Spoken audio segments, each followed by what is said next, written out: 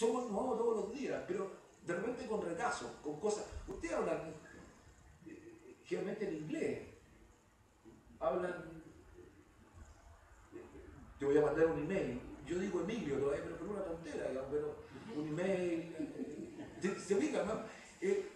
Cuando uno lo hace consciente, dice, bueno, yo estoy, en mi tiempo era la piscola, hoy día está el ron cola, así, la mayoría estamos con jeans, ¿eh? Mi tiempo se llamaban pecofil, la misma onda. El problema es cuando eso se transforma en un obstáculo epistemológico, como diría Bachelard o Canelé, y que me impide, ¿no es cierto?, que yo tengo que rodearlo a hacer otra cosa. Yo creo que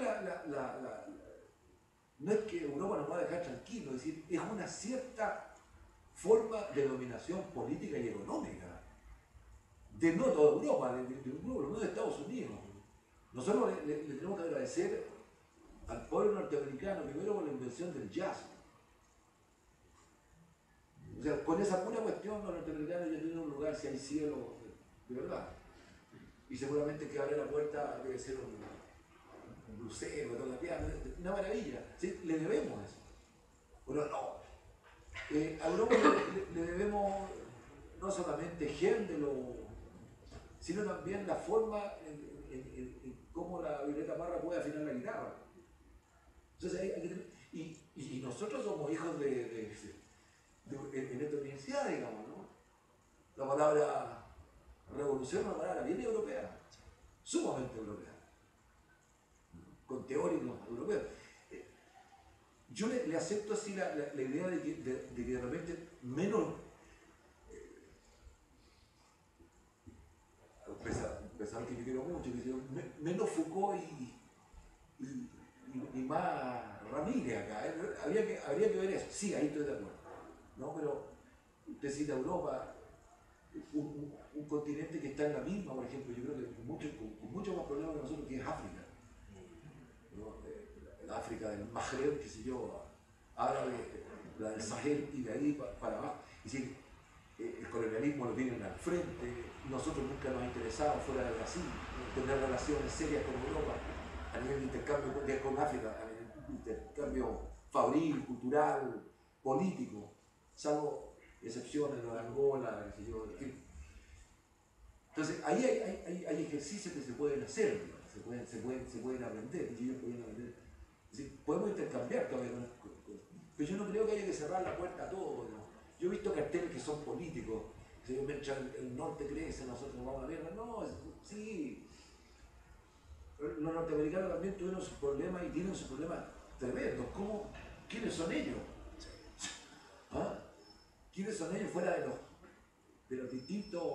No, nosotros tendemos a identificar realmente al Departamento de Estado con los gringos en general. Cuidado, hay cosas que son como desde afuera, ellos nosotros establecemos la diferencia, pero también son muy diferenciados adentro. Y hay gente muy, muy buena y hay teoría de primera mano, y ciencia de primera mano, y arte de primera mano, que también nos constituyen para la humanidad.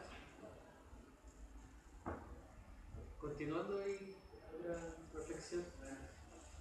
Yo quisiera hacer una pregunta a los dos profesores, principalmente si pudiera empezar a responder el pasaje, seguido se arma la discusión.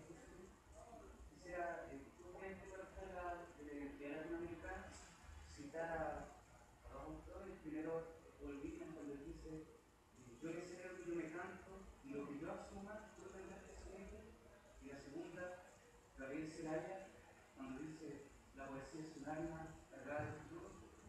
Es posible, teniendo un lenguaje tan poético como nosotros, aunque claro, volvemos hacia estadounidense, tan rico, el lenguaje latino, usar la poesía para encontrar esta identidad perdida latinoamericana y aunar fuerzas a una identidad por medio del arma que es la poesía, sin subirnos, por supuesto, al caballo romántico, es decir, sin perder el norte en la arena del océano y sin complicaciones en el aire. ¿Es posible un proyecto poético que nos ayude a encontrar esto perdido que es lo nuestro? Y si es así, ¿quién nos acerca a esto?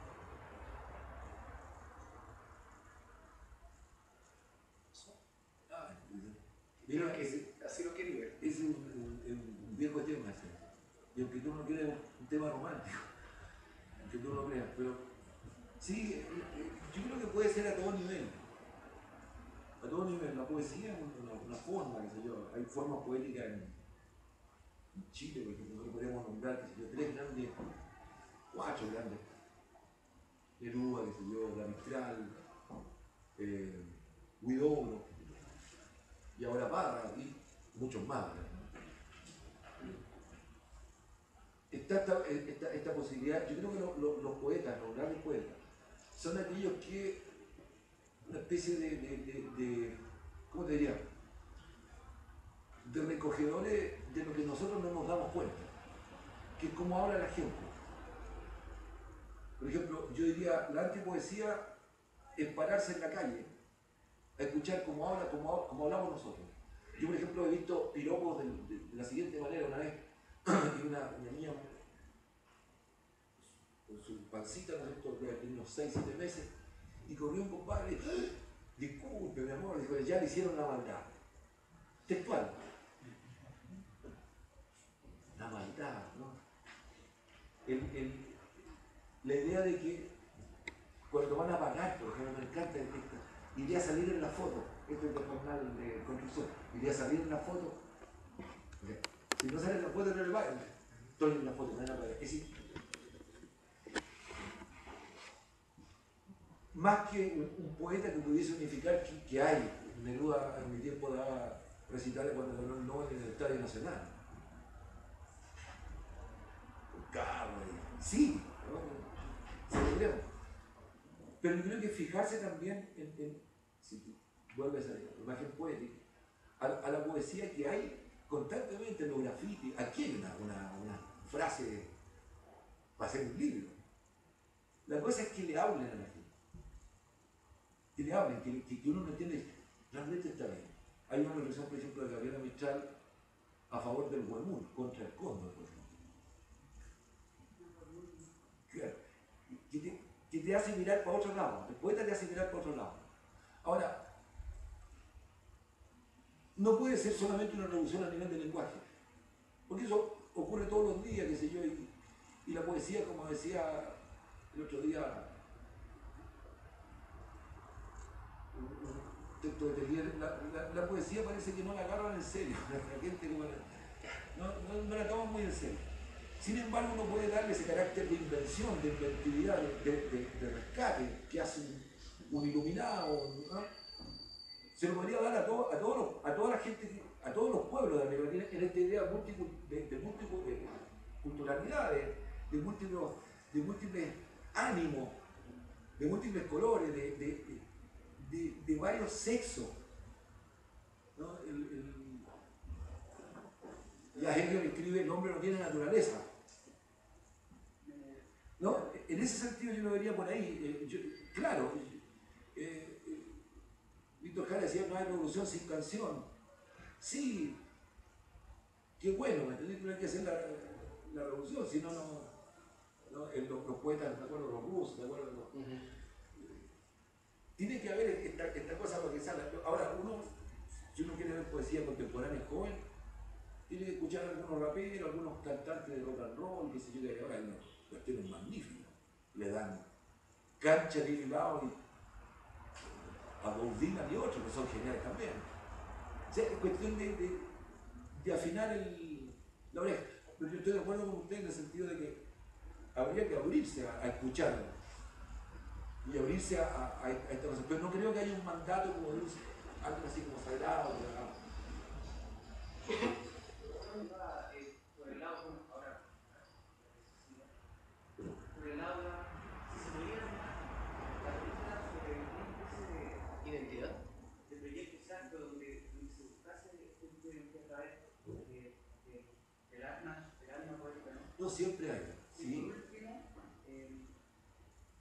hay que, supongo, se han visto algunos grandes que no son nuevos, pero siguen siendo grandes, como Parra, Lira, por ejemplo, Gastón, que usan me sorprende mucho, usan, por ejemplo, la poesía para unificar, pero la poesía de ellos tiene músculos que se mueven, es decir, está viva, se exalta. Y buscar eso, una especie de identidad, que ayuda a encontrar o a unificar para ellos una especie de matanza, como decirlo. ¿Qué opinan de eso? Ahora, Tratando de embonar un poco las dos preguntas. Yo pienso de que la poesía es una forma, ¿sí? Una forma de construir identidad, tomando en cuenta que constituye un campo dentro de la cultura, ¿sí? Una dimensión dentro de la cultura. Sí, por supuesto, para el caso de Chile, por ejemplo, tenemos bastante que decir al respecto, sin hablar de 2 premios nacionales de literatura y parece que seguimos ganando. Dentro de América Latina uno ve cosas similares. Sin embargo, yo estoy consciente que la cultura es más compleja, en el sentido que tiene más dimensiones. Y una vez me quedé pensando precisamente ese tema, cuando estaba viviendo en el extranjero, sobre qué era lo característico de los chilenos. Y sobre todo, qué era realmente lo que podría decirse que es una identidad nuestra, no digamos solo para nosotros, sino que algo en el cual podríamos incluso aportar al mundo. Reconozco que estuve harto rato pensando, ¿qué podría ser? Y curiosamente yo no hallé precisamente ni en la literatura ni en la poesía lo que más nos podría identificar y aportar al mundo, siendo que es un campo precioso, ¿sí? Y dije, ¿qué puede ser? La política. La política, ¿en qué sentido? Yo miraba, por ejemplo, comparaba la historia política de Chile desde el siglo XIX en adelante y la comparaba con el resto del mundo, y a pesar de sus similitudes, tenía elementos muy únicos. Sobre todo yo miraba el Estado y su sistema de partidos, dije yo. Y bueno, ¿qué podría ser tan único? Tan único que en su momento nos dio una revolución en libertad y, curiosamente, una vía chilena al socialismo. Creo que no me he equivocado dentro de la literatura politológica, creo que no existe ningún caso parecido, hasta ese momento, en el mundo. ¿Sí?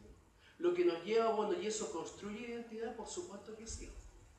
Incluso hay unos militares que quieren construir otra versión de ella, que a propósito me estaba capturando aquí un estudiante al respecto, o sea, y que yo ya, en fin, pero independientemente de ello, cuando uno, por ejemplo, lee documentales, ve documentales como La Batalla de Chile, independientemente que usted comparta o no el documental, lo que llama la atención son las imágenes, los discursos, los comportamientos de un país que quizás no tenga mucho que ver con el actual, pero que en su momento hicieron único a Chile en el mundo, ¿sí?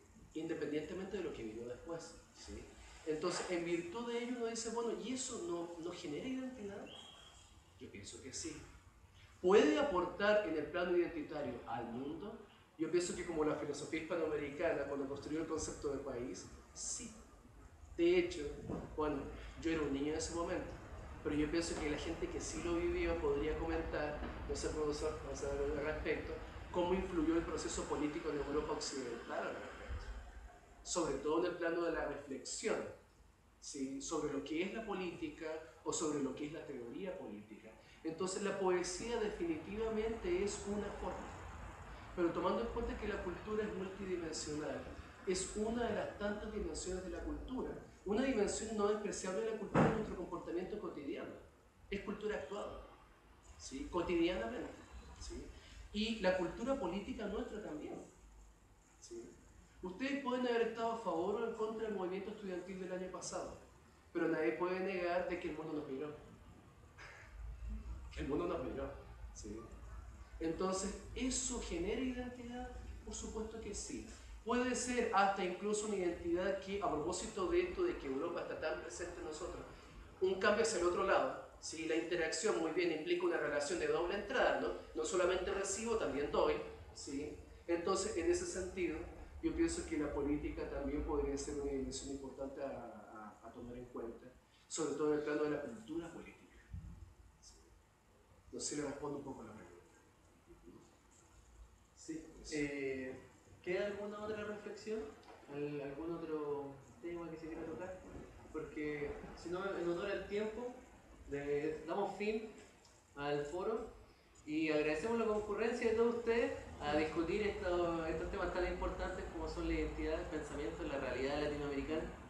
Y como siempre se debe extender la invitación al que quieran participar del taller. Nos pueden encontrar en Facebook, Dime